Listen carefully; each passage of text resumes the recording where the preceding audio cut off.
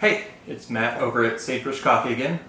Today I'm going to talk about some of the coffee nerd terminology that we have all over our website, hopefully help you out a little bit. So we all know about some of the steps to get coffee. Everyone on the planet that drinks coffee knows about coffee brewing. Most people are starting to grind their own beans at home and know about coffee grinding. I think a lot of you guys that are on our website or looking at our videos know about coffee roasting and know that portion of the process. What you probably don't know or haven't thought about is the fact that those are step 8, 9, and 10 in a 10-step process to get a cup of coffee in your mouth. Get a cup of coffee on your table, I guess. And so what I want to talk today about is one of those steps, but let me just give you a brief list. So there are 10 steps to the coffee brewing process, to the coffee process in general. And these steps include planting coffee seeds, planting coffee beans, harvesting those beans, kind of logical, right? Processing, and that's where I really want to dig in today. Drying the beans, milling them, exporting them, tasting them, which is where Sagebrush kind of starts to step in, although we do some importing and work with the farms for that. Roasting, that's where one of the steps that Sagebrush involves, and then grinding and brewing, which is where you guys really step in. I believe that processing coffee is the single most important part of the entire process to get a cup of coffee on your table. It's the most important and most impactful to the flavor of coffee. We look at coffee beans and we all say, oh, we love Ethiopian, or we love Costa Ricans, or we love Guatemalan coffees, and that the origin does have an impact on flavor. We look at light, medium, and dark roast, and that has a significant impact on flavor. But if you were to take a cup of coffee that was roasted the same way, came from the same country with 3 different processing, you wouldn't recognize them. You would never guess they came from the same farm. The coffee process has as big of an impact as anything on the flavor, and so it is very important for you to take that note, look at it while you're shopping for coffee, and make sure that you're looking for coffees that meet the processing methods that cater to your palate, that cater to the kinds that you like. Or if nothing else, when you're trying to pick out which coffee to drink this morning and what you're in the mood for, understand that process has as much to do with it as origin. Let's look at process, which I've talked about these. I talk about it a lot because it's so important, I think, to the flavor of the coffee. Kind of a light bulb went off for me when I first started roasting at home and had different coffees with different processing methods. And I realized, oh, that's what I'm tasting. This isn't the difference between an Ethiopian and a Costa Rican. This is the difference between a dry process and a washed, or a honey process and a washed. Let me talk about that. So what I'm going to do is I'm going to walk through the 3 primary processing methods. I'm going to explain what they are, I'm going to talk about how they affect the look of the bean itself, and then talk about how they impact the flavor of the bean itself. This is where we get into some of that coffee nerd terminology. The first type, the most common processing method, is washed coffees, or wet processed coffees. You will find this on most coffees that you pick up off the shelf. If you are looking for coffee, at your local Target, at your local Safeway, wherever you shop and buy coffee in the grocery store, most of that coffee is washed. And that process is basically, well, taking it back a step, the harvesting process, coffee is a cherry. It looks like a cherry. There's actually 2 seeds inside of that. That's the pit of the cherry. That is your coffee bean. And so the process that we're talking about is how do you get the pulp that's on that cherry off of the seed itself to be able to dry the bean, mill it, and make it become what we roast in our shop. And the first step is you wash it. You clean it off through a machine that runs water over it. It works really quickly. It's very efficient and washes the cherry, the mucilage, off of the seed itself, and gives you your coffee bean that you end up roasting. It's the most simple process. It's the most efficient process. By far is the least labor intensive, and gives you a very specific cup of coffee. And so talking about the look of a washed bean, when you look at the green bean, which many of you guys don't see, but if you buy from our unroasted site, you'll get to see them. If you look at the green bean, it looks as green as any of them. It looks very clean. When you start roasting it, it has a very specific roasting style. Usually there's less chaff on the bean itself because of the process, and that the skin kind of comes off while it's being washed. And then as you roast it, you start to see kind of a white stripe in the middle of it. And as you roast that to a medium or a darker roast, that white stripe shrinks, or even a dark roast, it goes away. It's very specific. The roasting profile is very consistent. I can look at most washed beans from almost any origin, and it's going to feel and roast in a very similar way. And so that's a washed coffee.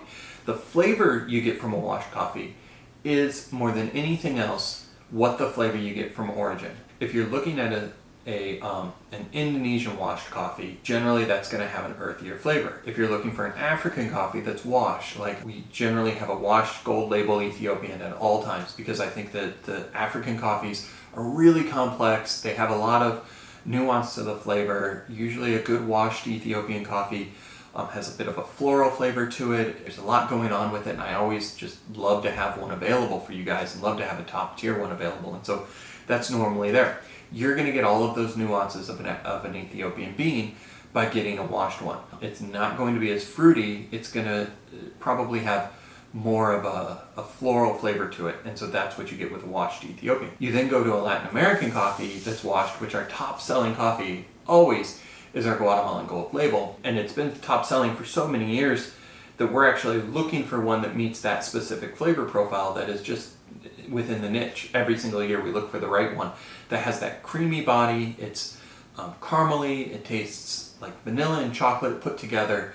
It's really kind of an ice cream sundae in a cup of coffee. And that is the nuance of the Guatemalan origin at its best in a washed coffee, where you don't get some of the other flavors to it. That's what makes a washed coffee, and that's what makes them great. The next process I want to talk about, which is probably the second most common, is a dry process coffee. What happens with a dry process coffee is you take that cherry and you actually put it on a drying bed, and you have these seeds inside of the cherry on the drying bed. They're turned regularly, usually every 4 hours.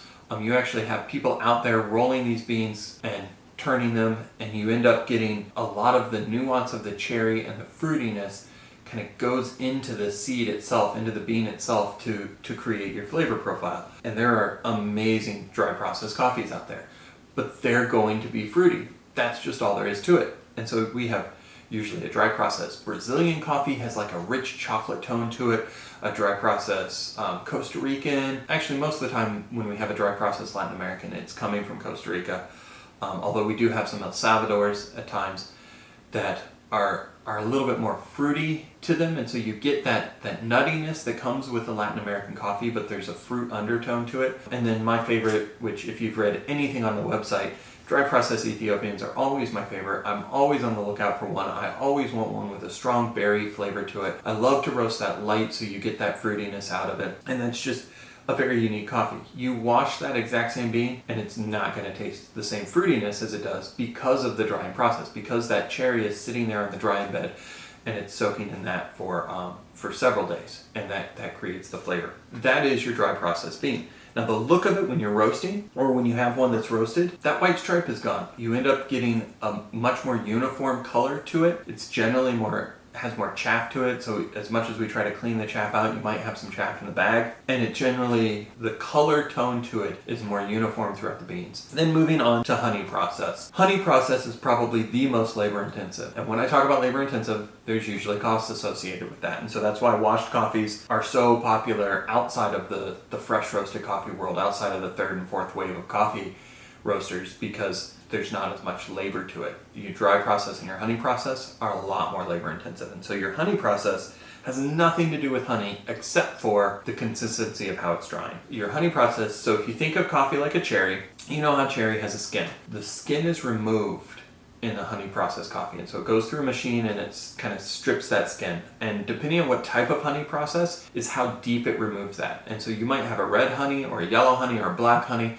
and all of those are really just what percentage of the fruit is left on the seed before it goes to the drying bed. And that dictates the sweetness and really just the flavor profile. I mean, I've had beans from the same farm where I've sampled red, black, and yellow honey, and they all have a very different flavor profile because of that drying process. The honey process, I've also heard it referred to as semi-washed, but generally in Latin America, which is where most of your honeys come from, they call it a honey process, and then they have a color descriptor ahead of it to describe how deep that pulp is left on the seed. And so a honey process is going to be a lot sweeter. The honey word comes from really how that pulp looks when it's on the drying bed. It becomes sticky, gooey like honey while it's drying. The sugars end up infusing into the bean, and you're going to have your sweetest cup of coffee come from a honey processed coffee. We, for years, have been working with Annie Ruth and have been getting her El Salvador coffees almost every year.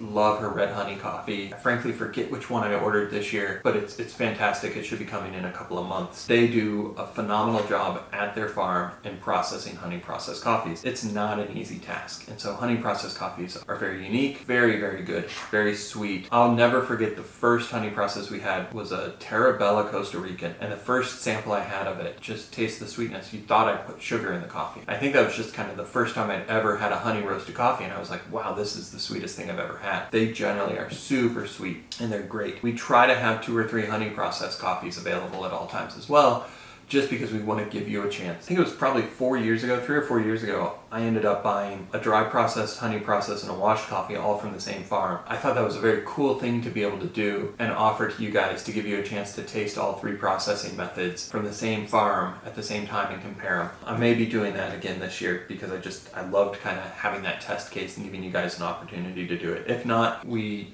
would definitely put together a bundle of the 3 different processing methods and show you kind of a compare and contrast. Maybe we'll be doing that here in the next month or 2 so that you get an opportunity to see what I mean when I talk about the coffee nerd terminology, the processing methods, the dry, the wash, the honey processed coffees. Look at our site, look at processing method on the filters, and give yourself a chance to try all 3 out. So thank you for watching this video. If you want to like or subscribe, go ahead and do that below. That'll keep you informed on when I'm posting new videos. I'm trying to do that a couple times a month, maybe 3 times a month, to be able to keep this up to date and keep you guys just informed on what I'm trying to do.